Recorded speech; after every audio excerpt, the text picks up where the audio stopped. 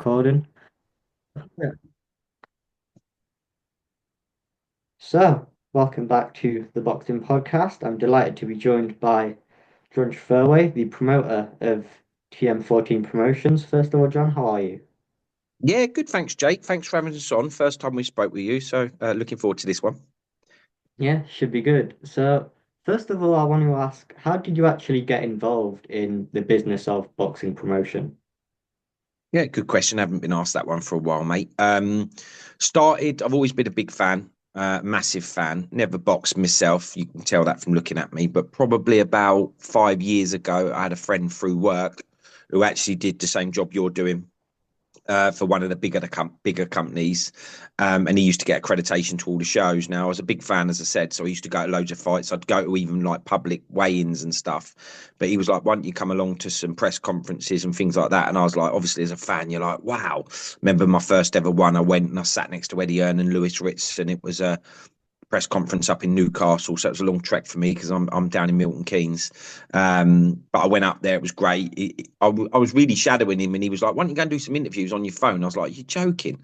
I think my first interview was with April Hunter. I'm sure she can't remember it, and to be fair, if she does, I'll be shocked. It lasted about 10 seconds, literally. And then I was like, but I am a good talker. So it was a case of just practicing. I just didn't think it would be something. Anyway, I did that for about 18 months or so. Really enjoyed it.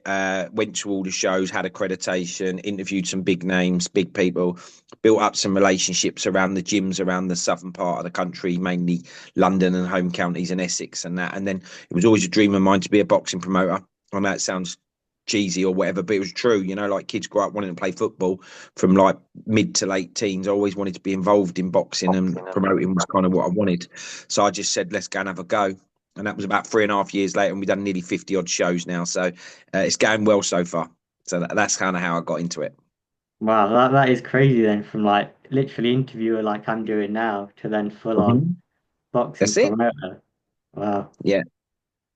So you say there you've been in the game 3.5 years now. What what were those first like couple of years like? Obviously, kind of learning the ropes within obviously promotion, what to do, what not to do, all that kind of stuff. I'm liking this interview. These are I love all the interviews, but these are different questions from what I normally get, so it's a bit more fun. It was good. It was fun. Like if you go into anything, there wasn't necessarily a blueprint. There wasn't a rule book. There isn't like a checklist that says if you do that you'll succeed. If you do that you'll fail. So a lot of it, even now, and I'm sure it's the same for the bigger players like your Eddies and your Franks, you're still learning day by day and you're learning on the job. But I started working with a promoter called Mo Pryor. Really nice guy, really experienced, been around for a long time. He kind of used his license, so I was under his wing, if you like, and I learned lots of things from Mo that was really, really good. Um, then I worked with Lee Eaton, who you'll know as well, I'm sure. So that was really, really good. Really good things I learned from Lee. Different from Mo, very different characters. You learn good and bad from everybody, I guess. So that was a really good experience. Then I worked with the Bowers at the Peacock, who I'm very close with. They did six shows down there, so I sort of like got involved with them at that. And then I worked. I did a bit with Dennis Hobson, who I'm very close with now, and Mark Nilsson as well. So I kind of worked with 4 or 5 different promoters. They're all excellent and established in their own right, but they all have strengths and weaknesses.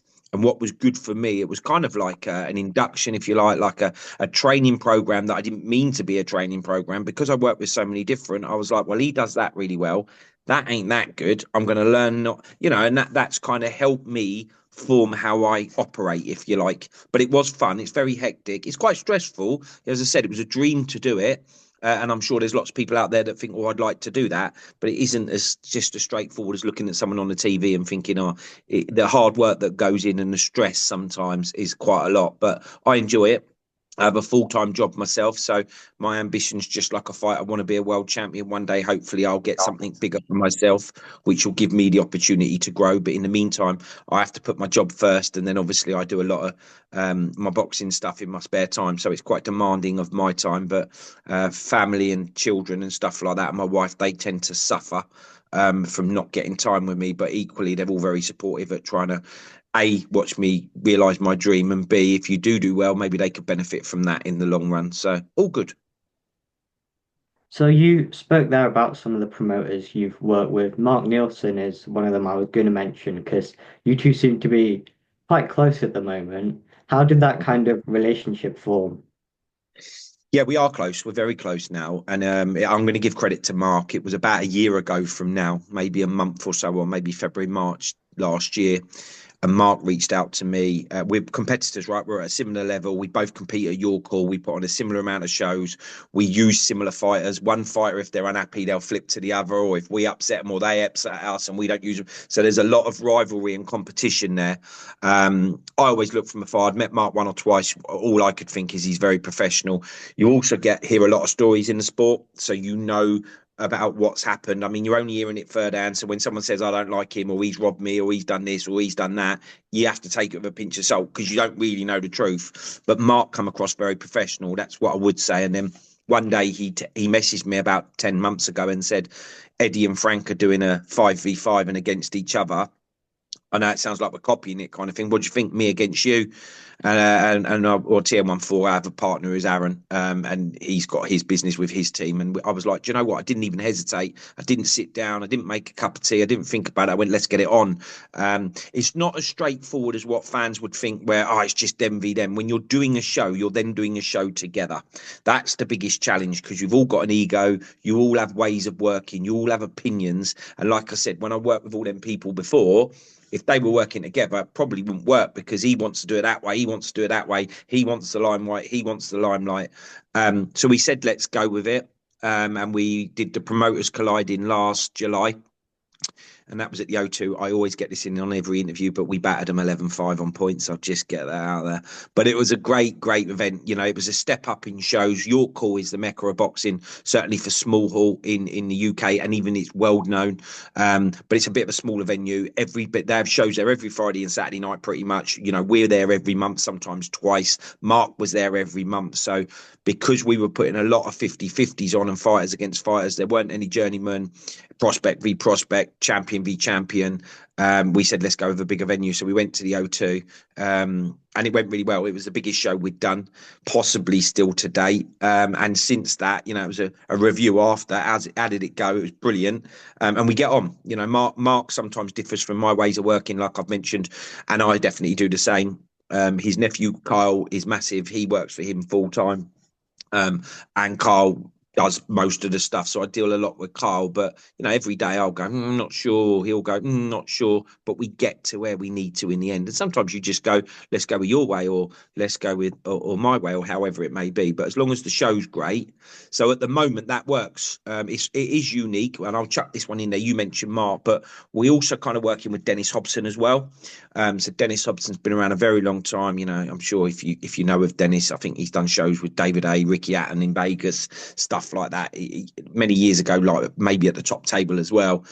So the three of us working together, but we all bring something different to the table. We all have our own skill sets, but the shows are growing and growing and growing. And like I've said before, you're stronger with more power, more people, providing you can get on and get to that common goal. And as I said, from times, and then when there's more of you, like three, someone else might throw a spanner in the works, or someone might not like it, whereas two do. Sometimes you have to go with the majority, the minority, they might not like it, but that's kind of the way you work. But no, at the moment, it's very, very good. We got some amazing shows to look forward to. Last year was a big year for us. This year, for myself, the Nielsen's, and Dennis Hobson, we think this could be the biggest year yet.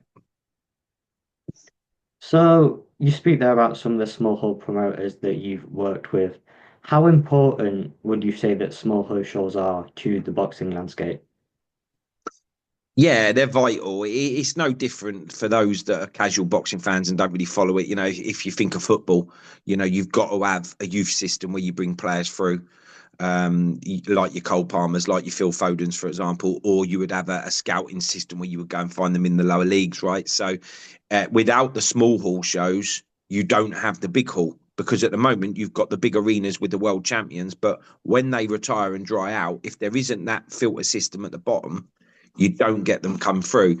I mean, the bigger company, the bigger promoters definitely know um, the fighters coming through on the scene through the amateurs like the GB squad, etc. They will go to Eddie or Frank because they're the big players. But there are many boxers that don't go through that system and come through the small hall and go like a long way. I mean, Dan Aziz is a current example. Won a Southern Area, won an English, won a British, won a Commonwealth. You know, he hasn't won a world yet. Hopefully for Dan, he does. We know him well. But there are many fighters out there like that. And quite often you'll find that we've had fighters on our shows. If you can have a look, and then the next show, they're on a Sky show or an Eddie show. So we did recently. George Groves had a debutant, Lucas Röhrig, cruiserweight from Dale Youth down in Hammersmith, George's old gym. George reached out. We put him on our show straight away. The next show, he's gone on to a Sky Sports because he's that big a prospect.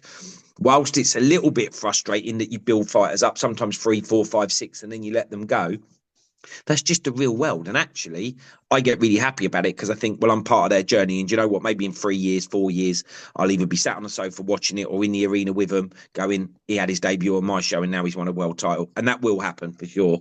Hopefully with Lucas, amongst many others. Good interview. And we look forward.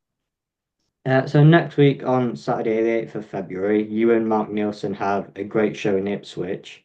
I believe that card has a female headliner. Would I be correct in saying that? Yeah, you're spot on, Jake. It's nice for us to have a female headline. It's the first time we've done Yeah. it. We're very inclusive. We try to have female fighters on as much as you can. There clearly are more male than female fighters, so sometimes it doesn't always pan out like that. But we've worked with both ladies. Katie Smith, we had her debut about 18, 19 months ago in Portsmouth when we did a show down there. And she won that, obviously. She's now up to 3-0 and ready to step up. And then you've got Eilish Tierney, who's from Ipswich, who we've had all three of her shows, one in Ipswich in her hometown and a couple at York Hall. So we know them both well. Eilish's probably a bit better. Eilish is the home fighter here. It's for a Commonwealth Silver as well title. So it's not only a headline female, but there's a title on it. It's a real 50-50 pick 'em, Jake. I know I would say that and sit on the fence and get splinters, but it is. I think Katie's come down a couple of weights. She used to fight at super lightweight, so she'll be fighting at super feather. So she's naturally the bigger lady. How will she transition dropping down those two weights? Time will tell. Eilish possibly looking at her maybe would suit featherweight, but she's fighting at super feather because the opportunity's there and the title's there. Neither of them has stopped anyone, to be fair, but they're both 3-0 and they're both putting their undefeated records on the line. You've got to give them credit to that because some people you deal with, I deal with some fighters who are 7-0, 8-0, 10-0, and they still don't want or not ready for a 50-50, which is absolutely fine. But sometimes you do get some of them who go, do you know what? Let's just jump in because if you get beat, it's not the worst thing in the world. It might feel like it on the night and you might feel like your life's ended and boxing's over for you. But there are a lot of examples out there where people have been beaten early, even on debuts, and come back and been world champions. So good luck to both ladies, but it will be an absolute belt of that fight. So if people are going down to the February 8th show or going to watch it on Fight Zone, what should they expect from the show overall? Yeah, the show's a good show. I mean, you've mentioned the headline fight there. We got asked to go and do a show there. I think it was back end of October or November last year, and we went there. We deal with the manager and trainer of fighters in Norwich, and the same in Ipswich, clearly. And it was a bit like, do you know what? We always come down to York Hall. It's a bit of a trek for our fans. Let's try and get something on. So we went down there, and it was a massive for us. You know, it was really busy. It was really, really good. The way that they all conducted themselves was brilliant. They were grateful we came. We were grateful they asked. So it worked. So we said we'd go back again. This show's sort of like a bit bigger. Not only have you got that title fight, there's a 50 couple of 50-50s underneath it. You got Jack Williams, who's 1-0, big ticket seller. The noise in the gyms are that this guy's one of the best at that weight out there. That's what I hear, and I hear that from fighters who don't want to fight him. He's fighting Jack Hughes. Jack Hughes is actually our fighter. Jack Hughes is 10-3. He's been a Southern Area champion before. Jack Hughes last time out fought Lewis Roberts for the Commonwealth Silver and maybe an English eliminator. I can't remember if there was an English eliminator, and he got stopped after 8 rounds of a 10 round because of a cut accidental on Lewis, and Lewis got the nod on the scorecards. On the night, I felt a little bit aggrieved, but when you look back, I think maybe, I mean, it's not out there to view because it wasn't filmed. It was in Swindon. We were the away fighter. but he probably did get beat. But he started a bit slow, but the size difference was monstrous, and he grew into the fight. And if them last 2 rounds would have gone, I'm pretty certain he'd have won. And Lewis Roberts is a fantastic fighter. You know, Lewis Roberts probably be fighting for a British title before you know it. So if that's the kind of level that Jack Hughes is at, Jack Williams is fair play to him for taking it, but Jack Williams believes in himself, as does his team. And as I said, if you speak to any other fighters in the gyms down south, they're like, John, that Jack Williams is amazing. So we expect that to be an absolute all-out war. It's a big step up. You know, he's 1-0. Although he might be amazing, you're fighting someone seasoned like Jack Hughes. Jack Hughes ain't coming to roll over, but let's see how good Jack Williams is. And then we've also got another really good 50-50 with Paul Gordon, who's out of the Peacock Gym. You know, he's won the Southern Area before. He's defended it. He's vacated that now. He's undefeated. I think he's 8-0 at the moment. He's won an English eliminator. This is for another English eliminator, and he's fighting Tom Brennan. Tom Brennan is a Nielsen fighter, and I work very closely with the Peacock Gym. So it is a bit more like TM14 versus Nielsen on this, a bit like last summer at the O2. So it'll be good fun. Both fighters are very good. Both fighters will look to want to win this and then step up. Ironically, watch the space, win, lose, or draw for both fighters. There are stuff coming for both of them in the next few months, big fights. So, but that's a cracker. And then you've got a full undercard of top prospects coming. You've got Dan Francis on there. He's due for a Southern Area title fight at the O2 a couple of months later. Franco Ignatius is on there, the heavyweight. He's 7-1. He's had 3 or 4 fights on TV. He's only lost to Jamie TKV, the heavyweight. So there's no shame in that. So amongst others as well. So we're looking forward to it. So you spoke about York Hall and having regular shows at York Hall. You do have one on March the 14th. What are you expecting from that show? Yeah, it's a good show, the York Hall. I'll be honest, busy at the moment. You've mentioned the Ipswich one. That's the first one coming. So that kind of you're all hands on deck. And we got a team of people around us. There's quite a few people who work for it. You couldn't do it all yourself. I've got my day job. So, but we're all sort of like one eye on that. The one after is the York Hall one. But then a week later, we've got a Monster O2 show, which will be the biggest we've ever done. And then 2 weeks after that, we've got a Chelsea Football Club first ever show that's at Chelsea, which arguably be even bigger than the O2, certainly just as big. So the York Hall one kind of feels like it's just sandwiched in the middle there. But York Hall is our home. We do them every month. So it will be a standard normal York Hall show. It will be filmed. We've got Jordan Dujon against Tyrone King. That's for an eliminator, a final eliminator at Southern Area. I'll be honest, it's better than that, but there's title not available. But hats off to both those fighters for taking it. And again, you've got a full card. Got James Hawley back out on that one, but then we got a full card. Rob Vincent as well. He's about 8-0, 9-0 now. Andrew Descalu, is he 10-0, 11-0? And then you've got a full card, just looking at it now, of up and coming talent that will look to kick on probably in the coming fights. Brandon Albrechts is back. He's 8-0. He's with Leon Sudbury, so he will hopefully get a win there. He's fighting someone with a winning record who looks strong, who's an 8-rounder. And maybe this will be a springboard for some of these fighters to then get their title shots in the coming months. So you spoke about the March 22nd Promoters Colliding show. Repeat or revenge? After the huge success of the first one, I imagine you're hoping for the same this time around. Yeah, absolutely. So in terms of the us against the Nielsen's, we will want to win that, and we expect to win it. That's the bragging rights between TM14 and Nielsen Boxing. The most important thing, though, let's be honest, is the fighters and the fans getting a great product. What the O2 brings, it's a very expensive place to do a show, Jake, as I'm sure you could imagine, compared to York or other venues. So it's unique in how you set it up. You essentially need the majority, if not all of the card, to be in 50-50 fights where they're both prospects, because then they can both sell tickets. Yeah, we're not like Eddie Earn where you've got £1 million budget, where you're on a show where you can pay someone $500,000 for a fight or more, depending if you're AJ, for example. So fighters do need to sell tickets on the small hall, as you're aware, to make it work. What this does is we put them all in together. They haven't got to pay for opponents. So in terms of themselves making a bit more money, they probably do. We don't make any money out of it for sure. It's really hard. If anything, we might lose on a show like that. But ultimately, as I said, the product that you're trying to produce for the fans is immense. I mean, I had a bit of bad news on it yesterday, but At the moment, we got about 9 50-50 fights, and I mean real 50-50s. Five, six, maybe seven of them might have a title or an eliminator connected to it. In some cases, we might have a title and an eliminator for a bigger belt.